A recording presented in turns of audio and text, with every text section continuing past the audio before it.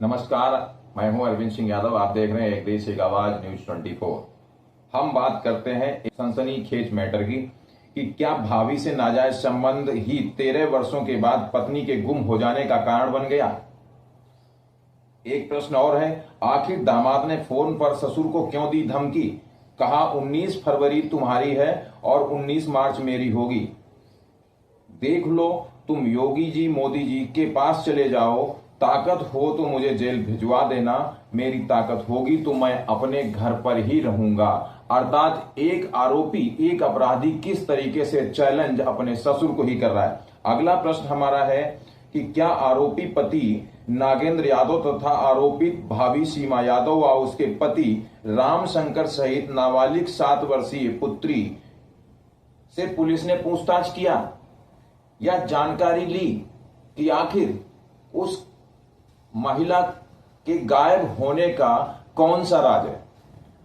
पूरी खबर हम आपको विस्तार से बताते हैं। हालांकि कुछ अंश मैंने इस वीडियो में कैद किए हैं। उस वीडियो के आधार पर हम पूरा मामला थाना चौबेपुर क्षेत्र अंतर्गत बजरामऊ निवासी नागेंद्र पुत्र कन्हैया लाल का है। शादी के 13 वर्षों बाद आरोपित पति अपनी पत्नी को मथुरा ले गया और धमकी दिए जाने की तिथि के आधार पर ही पत्नी अचानक गायब हो गई। युवती के पिता जयशंकर प्रसाद ने दामाद और उसके बड़े भाई तथा उसकी पत्नी के ऊपर गंभीर आरोप लगाए। जी हां, पिता ने गंभीर आरोप लगाए हैं। उन्होंने कहा है कि मेरे दामाद मेरी बेटी को मारता था, उसके अवैध संबंध उसकी भाभी से थे, जबकि मेरी बेटी इसका विरोध करती थी, परंतु मेरी बेटी के विरोध करने के तत्पश्चात वह शराब पीकर मेरी बेटी को मारता था और साल के 8 महीने मेरी बेटी मेरे पास रहती थी और 4 महीने दामाद अपने साथ रखता था। 4 महीने में वह कम से कम उसको 20 बार टार्चर करता था। पिता का गंभीर आरोप है। उसने यह भी कहा कि मेरी बेटी के विवाह से लेकर 2025 तक मैंने इनके 20 फैसले लिए। मेरी बेटी के विवाह से लेकर अब तक मैंने 13 वर्षों में इनके 20 फैसले किए हैं, क्योंकि मेरी बेटी दूसरी शादी भी नहीं करना चाहती थी। वह अपनी किस्मत का हवाला देती रहती थी। शराबी दामाद और उसकी भाभी की 2011 से लेकर 2025 तक मैंने कई नाजायज मांगों को किसी न किसी रूप में पूरा किया है ताकि मेरी बेटी का घर बसा रहे। चूंकि दामाद पुत्र चाहता था, परंतु ऊपर वाले की महिमा की पुत्री ने ही जन्म लिया और यह सब आज मेरी बेटी की हत्या का कारण बन गया, जिसे साजिश के तहत गायब कर दिया गया। अन्य जगह चले जाने का हवाला भी दिया गया। दामाद को पेट की बड़ी बीमारी थी। मुझे 2 लाख रुपए की मदद की डिमांड की गई थी, परंतु बेटी के कहने पर मैंने 1.5 लाख रुपए की मदद की थी, जिसका इलाज कल्याणपुर के लक्ष्मी हॉस्पिटल तथा सूर्या हॉस्पिटल में हुआ था। पिता ने एक गंभीर आरोप और लगाया है। पिता ने कहा है, यह गंदे लोग हैं, मेरी 7 वर्षीय नातिन के साथ भी कोई अनहोनी कर सकते हैं। मैं उसको मथुरा से लेकर आ रहा था, जिसे उप निरीक्षक कौशल किशोर चौकी धौली प्याऊ के मना करने पर मुझे नहीं दिया गया। अर्थात जहां पर मथुरा में आरोपित पति अपनी भाभी के साथ अपनी पत्नी को ले गया था, संबंधित चौकी के उप निरीक्षक ने उसकी पुत्री को नाना के पास आने से मना कर दिया। आगे भी हम आपको बताते हैं कि 50 दिन हो रहे हैं। पिता कह रहा है कि 50 दिन हो रहे हैं, मैं परेशान हो चुका हूं, हताश हो चुका हूं। मथुरा के एसपी साहब से मुलाकात की है, उनसे मदद की गुहार लगाई है, उन्होंने मदद का आश्वासन भी दिया है और कहा कि आप कोतवाली चले जाइए। जब मैं कोतवाली गया तो कोतवाल साहब ने मुझसे 1 हफ्ते का समय मांगा है। उन्होंने कहा है कि मैं आपकी बेटी को जिंदा या मुर्दा ढूंढकर लाऊंगा। अगर ऐसा नहीं हो पाया तो मैं इस मामले में 364 का मामला दर्ज कर लूंगा। सवाल उठता है कि यह घटना चौंका देने वाली है। कोई पति अपने ससुर को चैलेंज कैसे कर सकता है? धमकी क्यों देगा?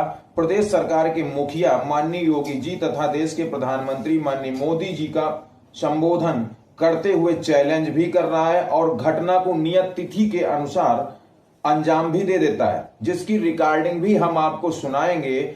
एक हमारा अंतिम प्रश्न ये है कि क्या बेटी होना ही बेटी की मां के लिए 12 वर्षों बाद अभिशाप बन गया, या आरोपित पति के नाजायज संबंध ही पत्नी की हत्या या उसके गायब होने का कारण बन गए? आज हमारी तुम्हारी रिश्तेदारी जोड़े कम से कम 10 साल हुई। बिल्कुल। हाँ, आवाज ये बात सही है, हम तुम्हारे घर में सबसे नस नस बातचीत हूँ। बिल्कुल, जो रिश्तेदारी है एक दूसरे के जानने वाले तो भाई जानो। मेरी रिश्तेदारी है ना, मेरी रिश्तेदारी चारों इकट्ठे हैं। मेरी रिश्तेदारी कहीं नहीं है, मेरी रिश्तेदारी सरवा में चारों इकट्ठे हैं। लेकिन ये चीज में बात बार मतलब सीनियर हमें की नस्ल बात नहीं करी है, चाहे सवरा में नहीं करी है, चाहे तो सैगन में नहीं करी है, चाहे हम चीज का जान नहीं। हाँ, लेकिन तुमने क्या शंकर की बिटिया की रामा में आग लगा दी, रामा राण कर दी। अरे भैया, ये चीजें से कोई मतलब नहीं करता। आप पता नहीं कौन विषय में बात करोगे तो कौन हिसाब में बात करोगे। वो राण हो गई। देखो, तुमने 19 तारीख को काम करो और ये केवल 19 मार्च में देखना है इनको, 14 मार्च की हो रही है, 19 में देखना है भैया। देखो, हम छाट ने मगर कोई बात को नहीं चाहिए, आपको खराब लगी। नहीं, आप बोले जाओ जितनी बोल पाओ, दुनिया से बाहर बोलो चाहे नीचे से बोलो। तुम्हारी भौजाई साहब अंधेर से छाती फाड़ के बात बोल के आई है दुनिया में। भैया सारी व्यवस्थाएं बहुत दूसरे हिसाब की हुई गई। इस चीज का 99% नुकसान होके बैठेगा। चाहे उनसे बता दे, चाहे तुम अपने जो और जितनी जुगाड़ी होगी उसी में हमें पोस्ट कचेरिया डालने ले जाए तो ले जाए। हम क्षमता हुई तो हम अपने घरे होंगे, हम क्षमता हुई हम अपने घरे होंगे, तुम क्षमता हुई तो हमें जेल करा दे। नहीं भाई, यही होती है बात है कि नहीं होती? लास्ट में बात समझौते होता है। लगा के तुम रिकॉर्डिंग पे लाइन पे कहीं भी बात कर लेना मित्र। आज तुमसे बात कर रहा हूँ, आज की बात और नहीं बात हो। क्या नाम है आपका? जयशंकर। क्या मामला है पूरा बताइए। मामला ये था कि हमारी लड़की बजरमो में रहती थी। हाँ। और ये मार पीट के भगा देते थे। कौन मारता पीटता था? ये नरेंद्र और उनकी वो पत्नी रामशंकर की सीमा। रामशंकर कौन है ये? आपका दामाद का क्या नाम है? हमारे नागेंद्र। नागेंद्र नाम है। हाँ। और रामशंकर कौन है? ये जेठ है, भाई है। ये नागेंद्र के भाई हैं। जी। और सीमा का, ये सीमा नाम लिया, ये कौन है? ये इनकी पत्नी है, रामशंकर की। जी हाँ। तो इनसे क्या लेना देना? इनके अबाउट इनके मानव संबंध है इनसे। किनसे? ये सीमा से। नागेंद्र की। ये किसने कहा? ये अब हमको साहब हमारी लड़की बता रही थी।